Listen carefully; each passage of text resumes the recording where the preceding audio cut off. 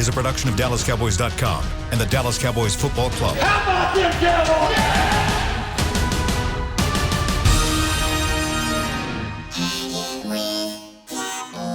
Blowing out of the backfield, exploding down the sideline. This is Hangin' with the Boys, presented by Wingstop, where flavor gets its wings. Now, your hosts, Nate Newton, Kurt Daniels, Jesse Holley, and Shannon Gross. Tuesday, welcome to the show, Hanging with the Boys. Thank you, Wingstop, for bringing us another episode of the best show on DallasCowboys.com. Shannon Gross, Nate Newton, Jesse Holley. We are Kurtless today, coming at you live from the SWBC Mortgage living room in Frisco, Texas. Kurt had to deal with. We'll let him tell you when he gets back what he's dealing with. So, but no, I mentioned it yesterday. Okay, now we won't wait till Kurt get there. You know, Nate can't hold. I'm like a bottomless bucket. I'm finna tell it right now. You either tell it, Shannon, or I'm gonna tell it. Go ahead. Force Jesse to tell it. Go ahead, Nate. You tell it. No, I'm not gonna be the one. Kurt's dealing with the in-laws today, so that we should have a good story when he comes back. So, Jesse, you care to elaborate, Jesse? Nope, I'm gonna let Kurt tell it. I mean, you know, I tried to tell Shannon before he got married, and I tell any guy, when you get married, and people say, "Hey, you're the head of the household," most of that means just financial. You even got somebody that's telling you what to do with that. So, the head of the household, it sounds good and it makes you feel good. But guess what? Mama gonna tell you what to do the majority of the time because she got the schedule. Oh, yeah. So we should have a good story when Kurt comes back. So we are rocking the Miller Lite sweaters. Thank you, Miller Lite, for providing us these ugly Christmas sweaters. My tag. Oh, no, mine pretty, man. Amazing. I went out today and everybody like, "Nate, that's a nice sweater." I said, "Yeah, Shannon and Gross got it for me." Yes, we're going to wear them today and tomorrow because we are in the Christmas spirit. And we all three got different ones. Nate, is that yours from last year? For a couple of years ago, because we got the one Jesse got on last year, right? I think so. And then I've got one so we're supposed to be in order for some new ones, right? Wait, yeah, wait a second. Hold on. This is new to me, and y'all got this last year, so y'all gave me retreads? Oh, did we get these this year? Baby, I just got this one in the mail like 2 weeks ago. I don't know what happened. I'm kind of lost. This is last year's sweater. What you got on is this year's sweater because my wife corrected me. And listen, if you think Nate was lying, you just saw that he's living y'all what he's telling y'all. He don't run the house. He literally had to ask his wife, and she answered live on air what sweater that was. So Nate's not telling y'all a lie. He don't run his household. Miss Newton runs the household. He just pays the bills. There you go. I don't know what happened. We were supposed to get these, and I guess Beam didn't get one. Kurt did. Kurt and me and Nate are wearing the ones from last year, years past. So I got to get with Rollin. Mine is new. I didn't take my tags off. But yours looks nice. All of them actually look nice. These are comfy. So we'll wear them again tomorrow. Thank you, Miller Lite, and you can buy these. I need to get the URL where you can buy them. I'll have that for you tomorrow. And speaking of giving stuff away, our friends at OtterBox tomorrow, we will be giving away it's valued at $800 prize pack from OtterBox. It's got two really big, nice coolers, a wireless phone charging case, some phone soap, 2 phone cards, and some tumblers. It is nice. It is nice. We will have that tomorrow, so tune in and we'll tell you how to win that. So we might have it tomorrow because they ain't give us nothing yet. So we might just go ahead and snip off that little package box they got. Thank you. So y'all might just get the tumblers. Y'all can have the tumblers. We'll take the rest of the coolers and stuff. Oh, man. All right. We got to talk about this, fellas, because, Nate, this is something you're very familiar with, 6 times to be exact. The Pro Bowl roster came out yesterday, and not one single Dallas Cowboy was on the roster. No DeMarcus Lawrence, no Amari Cooper, nobody. No Zach Martin. No, I think there were four teams that had 7 guys, and no Dallas Cowboys. What does that say about this team? It's been 30 years. By the way, I think, since no they didn't doubt, have 30 years, right? 30 years. Jeez. This is the first time this happened in 30 years. That no Dallas Cowboy has been on the Pro Bowl roster. What does that even matter? I mean, does it matter in the grand scheme of things? No, yes, but what it does. It does? Okay. To who? Why The do you team think or it the matters? player? It does matter. It does How does it matter, matter? man. Because what it's telling the Dallas Cowboys, and it's faithful, even though we know that Zach Martin is everything, and we know that Amari Cooper can be, it tells the rest of the league and everybody else and the players on this team how far you've fallen, to the point where even your glamour is fell off. Your glamour. The Cowboys normally could get a guy on there just because of Cowboy name recognition. The glamour, the gleam is gone. That's what it's saying. I'll tell you Wow. what, Nate. No, That's a good that's point. deep. It That's is deep.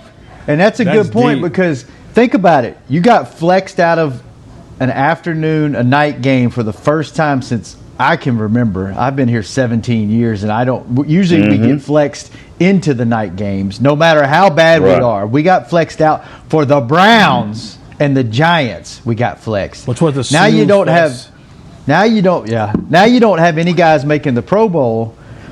Like you said it, Nate. The glamour is the shiny object is kind of the light. I don't want to say the light's dimming because I mean it's still the Dallas Cowboys. They're still the Dallas Cowboys, but I mean you got to be a little bit concerned, right? They're not. No, they're not. See, I talk about this arrogance 2 or 3 times a year. The arrogance. I lived in Florida. The Miami Dolphins, the Tampa Bay Buccaneers, I got to go to some teams. I got to go through some cities before I physically get to Dallas. All I knew when I was growing up, when I decided to be a Dallas Cowboys, was we were better than everybody. And for those years, it was truly, for 20-something years, I'm growing up, we were always in the playoff, and we were always better than everybody. And we had a short period of time before I got here where the Gleam had fell off of us. And it to the point where it even hurt our city. And Mr. Jones came back in and shined us, rebuffed us, hit us on like boots, popped us back shiny. Okay? Well, I don't care how you pop and shine now, we ain't that. Yeah, we're Dallas Cowboys, the business world, and we got on shirts and we promoting, but people ain't running to the store. Let's say we was 9-7 really in the playoffs. You would see a difference, and we would have players in the Pro Bowl. I promise you. Direct correlation, man. We ain't popping no more, and it pains me to say that because I am one of those arrogant Dallas Cowboy fans. How do you get it back? Is it as simple as winning? Winning. W-I-N. W-I-N. Put another N, put another I, and an N-G, and you got an apostrophe S. Winnings! And then we'll be back. What does it say to you, Jesse? No Pro Bowlers first time in 30 years. Nate said it all. Nate said it all. I think he was dead on.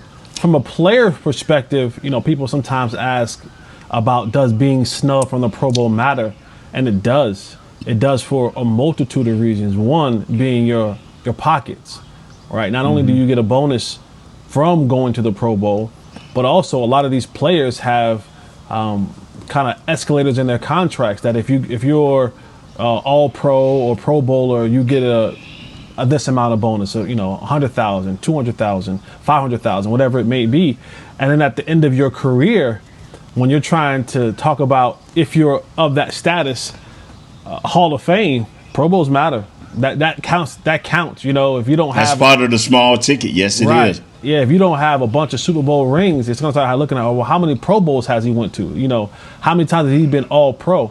So while it may not seem like a lot on the surface, when you dig deep, you look at a player like a guy like a friend of mine, Matthew Slater, plays for the New England Patriots, been a special teams guy his whole career. He's a Pro Bowler this year. He's made another $100,000.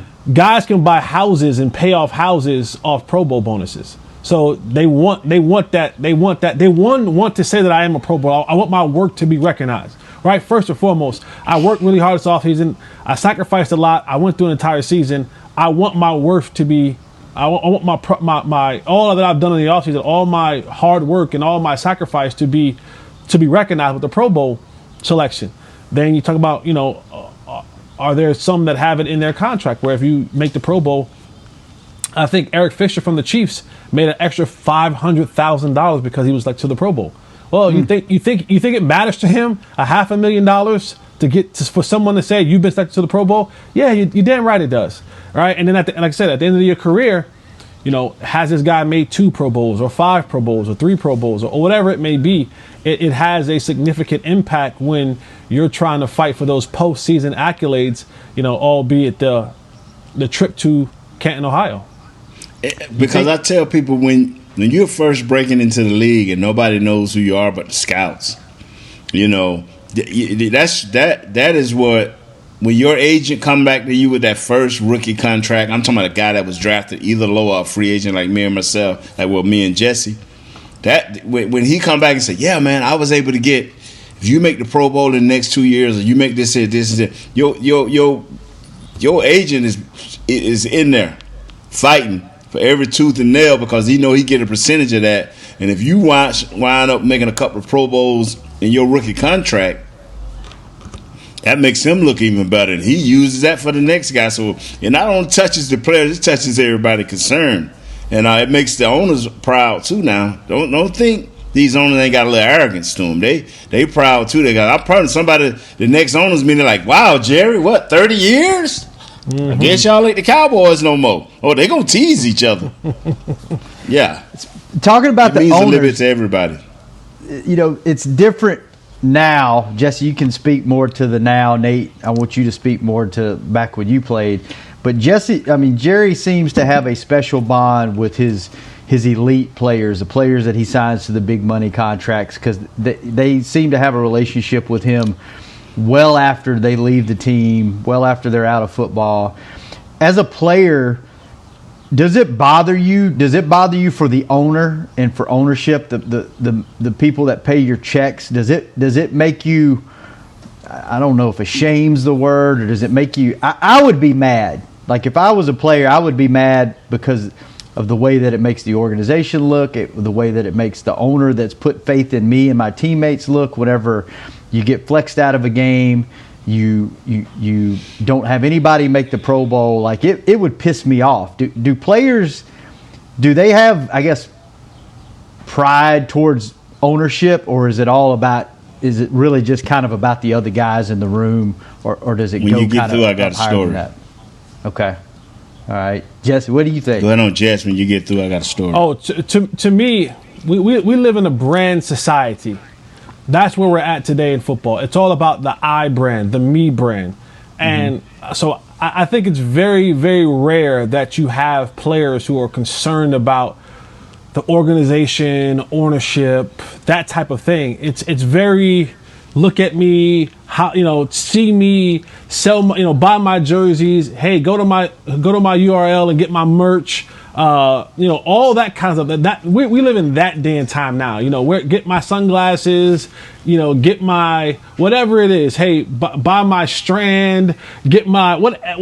It's a me society, and everything when it comes to. And I'm not mad at players for doing this, because we've finally come to a point where we've been able to capitalize off our likeness, because teams have been doing it for years.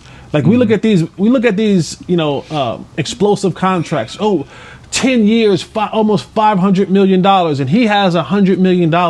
Well, don't think for 1 second that if a team is willing to give someone $100 million guaranteed, or a half a billion dollars guaranteed, that they ain't making triple that. So it's always like, yeah, we're going to give you that because what you bring quadruples that. So owners and all that are always going to be able to make money. So I don't think there's any players today that's worried about, more so the ownership and being upset about that kind of stuff. It's like, listen, how can I maximize and monetize me? Mm-hmm. Nate, story time. I remember one time when we first started building ourselves back into a team to be respected. We had like 1 or 2 Pro Bowls, I think, with Mike Irvin and Emmett, and Jimmy knew, because we worked hard that year to get back to respectability. And so he walked in there. He knew, fellas, I've heard the buzzing. A lot of y'all pissed off. You're not Pro Bowlers or all pro, whatever. It will come. Just keep working. See, back in the day, you cared about these type of things. Like you say, it was part of your contract. It was part of who you was. And it said a lot to the NFL, that, hey, the Cowboys are back. They got these many Pro Bowlers. Or they got guys that were deserving of the Pro Bowl. Even back in the day, it's like you had to be really voted in. And if a guy wasn't going to play, which was, we didn't have as much as it is now, we didn't have like 8 different linebackers. Like the original linebacker that's get picked, you got 9 guys. They may get to the 9th guy before they find a guy that want to go to the Pro Bowl. So, but for you not to have that initial guy, and that's what should always count, is the initial guy. They got too many, guys that this is our 4th linebacker, and he's a Pro Bowler. No, he's not. He's just somebody that was happy to play in the game.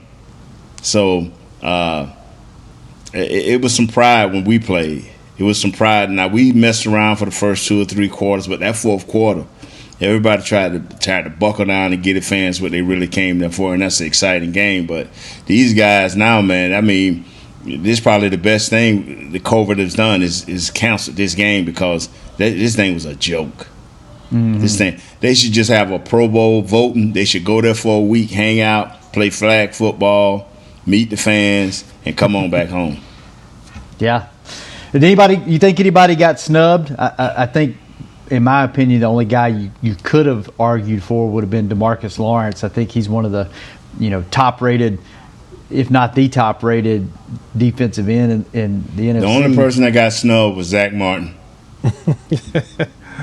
Come on now. We keeping it real, right? We ain't no. The only person that got snubbed, Pro Football Focus, forget them. They like a high school ranking deal. I can pay them to get some rankings. Don't worry about pro football. The only person got snubbed. Mr. Jones told y'all, he say Zeke was better. Come on, the only guy that got snubbed that should be in the Pro Bowl is Zach Martin. Now everybody else, kumbaya, brother. All right, Jesse, that coming from an offensive lineman, do you think that anybody got snubbed?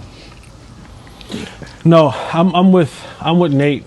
It's Zach Martin. He's all world to me. It should be a yes, lock. He is for that all year long. I know he missed a couple of games this year, but he's the best. He's not, if not the best, he's one of the top 2 guards.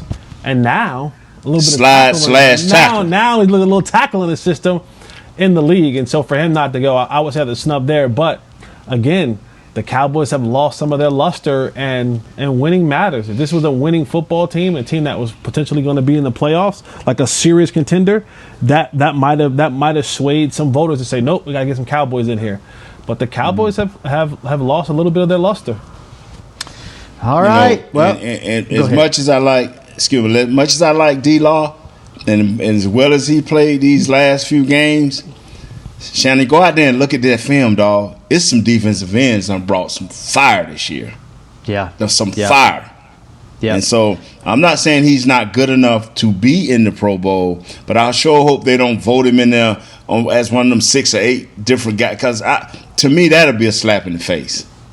Yeah. I'm the 8th guy you picked after 7 guys turned me down. Yeah, I think you great point, Nate. Defensive end, there's some monsters out there this year. You can say the same thing at wide receiver. Like Amari Cooper he's having a good year. He's going to be over 1,000 yards for the season. But if you go look at the list of wide receivers just in the NFC or NFC and AFC, I mean it's crazy how many good wide receivers there are this year. So, I don't even think you can make a case for Amari. Maybe D-Law, Zach Martin, yes, but other than that, I don't think you can be mad about what happened. So, all right, let's take our first break. When we come back, let's just talk about stuff. I don't know what we're going to talk about, but we'll talk about stuff related to football, possibly not. Chris Green probably got something under the cover for us. Under the cover. Okay. We'll find out what that means. Breaking news or something. We'll find out what that means when we come back on Hangin' with the Boys. Is your family a Cowboys family? Have you taken holiday photos at the Star? Was your wedding theme blue and silver? Have you convinced your kids them is spelled with a D?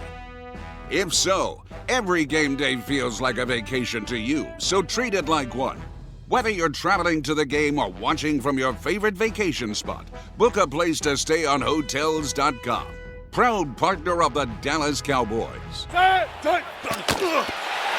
Just like all of you, we at SeatGeek can't wait until we're back in the stands at full strength cheering on the Cowboys and singing along to our favorite songs again. We're using this time to make discovering, buying, and selling tickets to events in Dallas easier. Plus, every ticket purchased on SeatGeek is protected by our buyer guarantee, which means you'll get your money back or better if your event is canceled. Guaranteed. Download the SeatGeek app today, and when the time is right, let's go. SeatGeek. Grab some OtterBox gear and get ready for Hangin' with the Boys. From rugged venture coolers to tough as nails elevation tumblers, we've got what you need to keep your game day drinks frosty and your football feast ice cold. And with cases, screen protectors, and power accessories, you can defend your phone and stay connected to every play. Gear up at OtterBox.com and amp up the fun of every Cowboys game. That's OtterBox.com. Dear, it's 1908. Don't you think we should get electricity? And stop using candles to see at night. It's just electricity lights up the room fast. It's more reliable than candles blowing out, and people seem to love it nationwide. Well, candles are... Dear, did you just run into the wall? Nope. May I have a new candle, please? Historically, switching to new technology is a no-brainer. Today, it's AT&T 5G. Fast, reliable, secure, and nationwide. Switch to AT&T 5G. It's not complicated. 5G requires compatible plan. May not be in your area. See att.com/5G for you for details. Back to Hangin' with the Boys. So you have your special game watching sweats. Well, that's adorable. How about you start to value yourself a little and experience the game in comfort without the nacho cheese stains? Upgrade to Tommy John Loungewear. You'll look better, feel better, and maybe claw back some of that good old self-respect. Shop loungewear at TommyJohn.com/Cowboys for 15% off your first order. TommyJohn.com/Cowboys. And before we get into the second segment of the show, the NFL community lost a hell of a player yesterday. Former Hall of Fame pass rusher Kevin Greene passed away at the age of 58. Nate, did you and Kevin ever have any battles? Yeah, I blocked him. Yeah, I blocked him. Yeah, I blocked him. Yeah. To the ground. Yeah, I blocked him. Yeah. He was with who? No, let me be honest here, man. Kevin Greene was an emotional, upstanding, hard playing guy. I know Jesse because laughing because of what I said. Everything. Right, I'm not laughing at Kevin Greene. No, I'm laughing at Nate. How he was very specific with I blocked him. Like no, I didn't play against him. I blocked him. Right. Okay. Yeah. I just want to make. And I'm not laughing at the situation. This cat was upbeat. He was passionate about the game. I remember when we was both working for ESPN National, and we was up in Bristol. We had to get up early in the morning, 6 o'clock, getting prepared for the show. And I heard somebody across the way. We're in this big hotel lobby, and I heard somebody across the way. Well, this guy and this guy and this guy, he's just going over, talking. And I didn't know who voice it was. I could kind of understand who he was. Like, that sounded like Kevin Greene. For 15 minutes, he out there speaking loud, hollering, getting his point across, rehearsing for the show. And I looked at said, Kev, hold up. Now I want to make sure I'm right. So we get in the cab. He started rehearsing. And you don't know, when we got to the air, I said, I hope they don't ask him a different question. What he prepared, because he was passionate about getting out what he wanted to say, and that's how he played the football game. We played against him against the Steelers and Larry Brown's got them interceptions at the end of the game. All we heard was Kelvin Greene. You guys are. He ain't saying as nice as I'm saying. You guys are lucky. We were beating you. Man, we dominated your image. You are. Oh, he was a passionate guy. And as I got to know him off the field, and he's coaching in Green Bay and doing things with the same passion. He's a passionate guy, man. He was a hell of a football player. And much love to him and his family. That's for real. All right. Kevin Greene, R.I.P. All right. Coming off of, let's talk about special teams. Since we got Jesse on the show, Jesse likes to talk about special teams.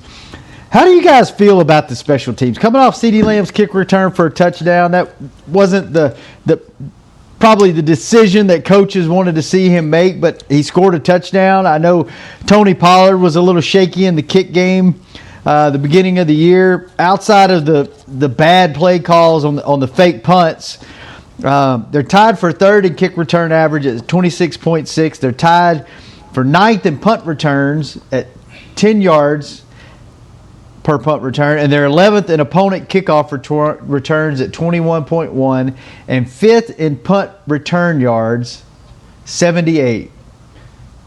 What do you think about them? Do you like the way they're looking? I think it's a major improvement. Why? Here's why I say that. Remember at the beginning of the year, we talked about this on this very show, where we weren't getting any type of advantage from our special teams. All of our starts were minus 20 yards. Our opponent's average start was 35 yards. I mean, so we were looking at, we were missing field goals early in the year. And despite, I know everyone's going to hold over their head that fake punt that didn't work out. But this team it has seen its special teams get better, give their team a better starting field percentage, not allow teams to start in such great field percentage, and that's those hitting yards that we talk about. Special teams is never a thing that people talk about on a day-to-day basis. It's not sexy. Most people don't know about it, but there's a ton of hidden yards that's in special teams that you're saying, okay, if I get, even talking about a punt return, if I can average 10 yards a punt return, that's a first down. I've saved my team the strife of having to get another first down simply because I was able to advance the ball 10 yards from the spot where I caught it. So there's a lot of different things that come into the play of special teams. Of course, you want to see the trick plays work when they're called. You want to make sure that you're consistent on the extra points and field goals. But the biggest thing is that hidden yardage that you get in punts and punts, punt returns, kickoff returns. Being able to back teams up to make them have to travel the length of the field. Because early in the year, we were having to travel 75, 80 yards, 85 yards on a consistent basis. And that is just, it's not realistic. It's not realistic to think that you're going to have to travel 80% of the times 80 yards to score points, because you're just not. When it's 65, when it's 50, those type of advantages help your offense, help your team, and it even helps your defense, because if I get the ball and I only have 65 yards to go, in the event that I have to punt it, now I back them up and now they have 80, 85 yards to go. But when I get it minus 20, minus 15, and I have to travel, even when I punt, they're getting the ball in relatively respected field position at their 35 or their 40 or their 45. Now they don't have to travel as far to get field goals, and in the field goals a touchdown. And in the event that they have to punt, they leave us backed up. So I think this team has made market improvements throughout the year to a point where this is where we wanted to see it. We want to see ourselves in a position to have that field position go in our favor. Well put, Nate? Jesse. Well put. All right, the gospel has spoken. There you go. That's our special teams guy. Speaking of special teams guy, shout out to Danny McCray last night for joining the show. Good times on Cowboys Crosstalk. Danny thinks like me, bro. Crazy. How's that? Danny thinks like me when it comes to our offense. What's he think? That's all I'm saying. Let's move on, Shannon. I know you have much. Give Tony Pollard more reps or give Zeke more reps? Which one did he talk? Which one did he think about? No, we're not. You if you didn't listen and pay attention last night to your cohorts on the podcast, we're not going to share it with you, Jesse. Get off and we'll talk to the fans about it. You get off and walk away. Get in your car and go back to the Wi-Fi.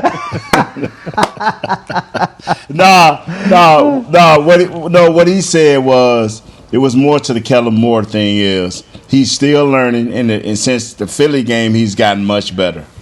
My question is, when you got great players like Amari Cooper, like CeeDee Lamb, like these guys, get them the ball more in rough situations, in special situations. Get them the ball more, and because it's no doubt in certain games with certain teams. Okay, who Aaron Rodgers throwing the ball to? It could be 3rd and 15. Who the ball going to? We know it's going to Devontae Adams. Ain't going to guess, ain't going to play with it, ain't going to think about it. When they need that big run coming out of the backfield, or that big catch coming out of the backfield, we ain't giving nobody Mr. Jones. Aaron Jones. I mean, get the ball to your horses. And, don't have your big dog standing out there. Hey, man, I make $20 million, but I can show you how well I can block. Well, don't you play wide receiver? That's what I'm talking about. Yeah. All right, let's take our last break. When we come back, 2 things I want to talk about. Jourdan Lewis had a pretty darn good game this past weekend. That's my boy coming back. Has he done enough to deserve a contract with the Dallas Cowboys next season? And yes, sir. Mr. Jones, $100,000 more. We got you coming back. Mr. Jones had an interesting quote on The Fan, our flagship station. And I don't really know what the hell it means, but I want to read it out loud just because it's fun. And I think Nate, in all of his wisdom, he's very philosophical. If you ever really talk to Nate off the air, and he can turn something, he can turn nothing into something. So I want to see if what Mr. Jones yes, you just passed gas or something. You just frowned.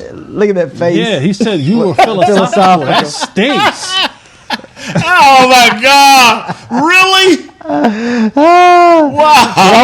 I want to read Chris y'all what he Beebe said. Laughing. Don't laugh, Chris Beebe. Don't laugh, Chris Beebe. And see if you guys can make any sense out of it and tell me what it means. When we come back, you, bro, I'm dropping some mortar shells on for the last segment of Hangin with the Boys. Just like all of you, we at SeatGeek can't wait until we're back in the stands at full strength cheering on the Cowboys and singing along to our favorite songs again. We're using this time to make discovering, buying, and selling tickets to events in Dallas easier. Plus, every ticket purchased on SeatGeek is protected by our buyer guarantee, which means you'll get your money back or better if your event is canceled. Guaranteed.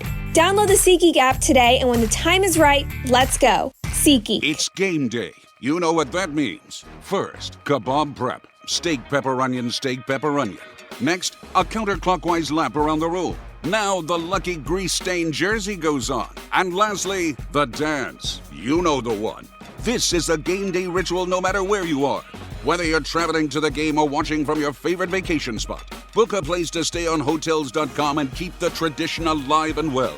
Hotels.com. Proud partner of the Dallas Cowboys. Grab some OtterBox gear and get ready for Hangin' with the Boys. From rugged venture coolers to tough as nails elevation tumblers, we've got what you need to keep your game day drinks frosty and your football feast ice cold. And with cases, screen protectors, and power accessories, you can defend your phone and stay connected to every play. Gear up at OtterBox.com and amp up the fun of every Cowboys game. That's OtterBox.com. Dear, it's 1908. Don't you think we should get electricity? And stop using candles to see at night. It's just electricity lights up the room fast. It's more reliable than candles blowing out, and people seem to love it nationwide. Well, candles are... Dear, did you just run into the wall? Nope. May I have a new candle, please? Historically, switching to new technology is a no-brainer. Today, it's AT&T 5G. Fast, reliable, secure, and nationwide. Switch to AT&T 5G. It's not complicated. 5G requires compatible plan. May not be in your area. See att.com/5G for you for details. Back to Hangin' with the Boys. Welcome back. It's not too late to give the gift to the Dallas Cowboys this holiday season with a membership to Dallas Cowboys United presented by Globe Life for a limited time. Get a commemorative established 1960 lapel pin with your fan pack. Memberships start at just $20. Visit DallasCowboys.com/United to join today. And we will be on the air for the last time this week tomorrow. No shows for us on Thursday or Friday. Jesse and Nate will be on tomorrow morning on a joint show at 9:30 in the morning. Who you guys on with tomorrow? Do y'all know? No clue. No clue? We just rocking, man. It's Thursday. Never mind. We'll be rocking. Yeah, We'll be rocking with Thursday. Yeah, tomorrow we're on normal time. Thursday, you guys will be on a joint show, so that should be interesting. Make sure you tune in Thursday, and then no shows on Friday because it is Christmas, and then we'll be back to regular programming next week. So, okay, I'm going to read this quote that Jerry had on The Fan, and this was about his negotiating philosophy. And Nate, you've been in the room negotiating with Mr. Jones, so I want you to try to interpret this for me and tell me what this means. And if I can, I might stumble through this, so bear with me. So here we go. This is from Jerry Jones on 105.3 The Fan on his negotiating philosophy. I call it the light theory. When you walk out of a room, you ought to turn the light off if there's nobody in it, because all you're doing is keeping a light on for the rats and the mice. There's nobody in there to see the light, so you turn that light off. What you do is on every negotiation, you turn the light off because you may not think you need that light in the room. When you can't afford it, you will need it. There's no question you will need it at a certain time in the future. So you negotiate every time you can for the benefit of having more available for the players around the very player you're talking to. Now, that's not directed at any player. That's just a negotiation. That's real. That's not BS. That's a very real thing. That's like an ankle injury. That's like depreciation in talent. That's very much a part of what goes on when you're trying to put a team together. Anybody make that make sense to me? I mean, I just wanted to read that out loud because it's a fun quote. A lot there. Okay. No? All right. Move on. Okay. Let's try to make some sense of this. Let's try to make some sense of. You know what? Let's not, because I don't know what the hell Jerry's talking about. I don't know what he's talking about. What prompted them to give that speech? I don't know. Kurt gave that to me, and I don't really. Let's wait on Kurt tomorrow with his other story. He can tell us just from two. Let's hold on to it. Okay, we'll hold on to it. Yeah. Yeah, let's hold on to it. I just wanted to read it out loud because it was fun and it didn't make sense to me, but I like it. Maybe Chris can actually pull the interview and we can listen to it in real time. So tune in tomorrow. Sorry to stop the show down with that. Jourdan Lewis. Great game Sunday. He seems to play better when he's got pieces around him. Cheeto was back. Diggs was back. He seems like he's back on track. Do you guys want to see him back next year? Does he deserve a contract? This year here for me, and I heard one of the guys on the fan say this made so much sense. Broderston had a guy on, and I can't think of his name, one Charles of the major Robinson. magazines. Yeah, he made so much sense. I was like, this is smart. He say, how are we going to judge these coaches with all these injuries and the disaster that was there, especially within the first 8 games? All Coach McCarthy was left with was trying to manage a disaster. That's like a major storm hitting your city. We can't judge the mayor and all of these people on what great job they did on balancing the budget when you ain't have no budget because everything was tore up. So I agree with this young man that Jesse just spoke of. Coach McCarthy managed a disaster this year. So the players fall into that part of the disaster where some of these guys we got to keep this to see if what you thought before this started is correct. Because so many injuries everywhere on this team. To some of these guys you got to hold on to. And I don't know if Lewis one of those guys, how they felt before this thing fell apart.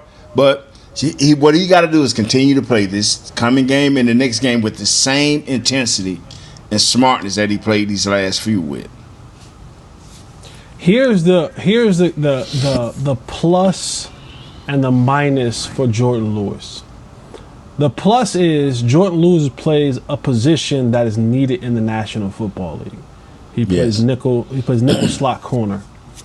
And with the way the league is playing football now, 3 wide receiver set, 4 wide receiver set, or flex tight end who's really a wide receiver, you need guys who can play nickel slot corner. And you need depth at that position. Most teams are going to carry 5, 6, maybe 7, depending on their scheme, DBs a year. So for a guy like Jourdan Lewis, the gift is that he plays a position and he plays it well enough. He's not a Pro Bowler, but he's not garbage. He plays it well enough that he'll always be gainfully employed. Mm-hmm. The curse is that now you have to try to negotiate with a new coaching staff who doesn't have any relationship with you, meaning they didn't draft you, they didn't help you build, they just got here this year. And your year was up and down this year. So you're kind of being judged, to Nate's point, in this chaotic situation in a contract year. It always helps if you have the prolific numbers to walk in there like the big joker and say, here's what I am, you pay me. But when you don't have those numbers and now you have a coaching staff who your defense has been historically bad this year, now having to judge, who do we keep? Who do we let go? Who do we pay? So he's stuck between a rock and a hard place. He's stuck between, getting a contract here or trying to work out a contract here or potentially going somewhere else where he may have to play on a 1-year deal. So for me, I think Jourdan Lewis is a guy that you try to bring back. But you try to bring him back at something that's relatively super friendly to your organization, because he doesn't have much leverage other than, hey, I can go play somewhere else, which is true, but somewhere else might mean you may get picked up late, you may be on a league minimum deal, and if you can secure yourself for the next 2 or 3 years with the deal, and it maybe not be everything that you want, if you could secure yourself with a deal that gives you some solid guaranteed money, right? 3 years, $12 million, maybe you get 6, 7, 8, $1 million guaranteed. Now what you've done is you've secured a job. You're in a position where you hope this team is going to build around the defense, and you play better when you have good players around you, and you get your quarterback back, and everything now is working in your favor, and then you're able to come back to a table with the franchise that you've been with for your entire career and negotiate a deal. But I think he's a player that you bring back. I do think it's a player you try to bring back. But if he wants to get spicy and say, hey, I'm worth much more than you guys are really willing to give, then he's not good enough to miss him if he walks. I think he's replaceable. You'd like to have him because he's been here, but he hasn't done anything to the sense of, we need, please, Jourdan Lewis, please stay. I think he's a good addition. You need the depth. You find a team-friendly deal. But if he walks, you tip your cap to him, say thank you for your services here. We appreciate you. We'll see you when we see you. Nate. And you know what? It's a very, very thin line, because it's a thin line. Because we've seen guys where we say, oh, okay, he all right. But one key thing you said, Jesse, that I grabbed on too, is around better players, he gets better. So he may go to another organization, all of a sudden we'd be like, this Anthony Hitchens. Wow, if we'd have knew that, it's because you got to have better players around these guys so they can flourish. Damian Wilson. That's what keeps scaring me, is the fact that when are we going to start getting these better players, and I hope within the next few years, so we can flourish with what we have. The backups play better always with greater players. I'm correct, Jess? Absolutely.